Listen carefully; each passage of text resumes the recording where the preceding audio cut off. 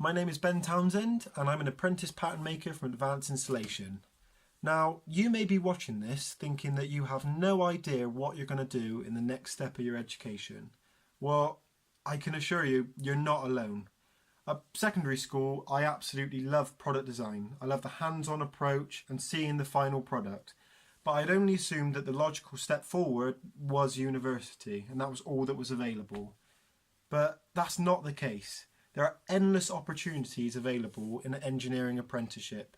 And I say this as someone who started off my apprenticeship shy and lacking confidence and going on to win the EEF First Year National Apprentice. With an engineering apprenticeship, you get that on-the-job experience and you get skills that you'll carry with you for the rest of your life. I get paid to go to Beamer College whilst gaining as much information that I can from a job I thoroughly enjoy.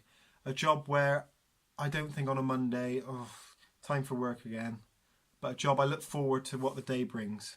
You may make mistakes during your time, but that's the beauty of an engineering apprenticeship. You can make mistakes so long as you learn from them. I wish you all the best for your future.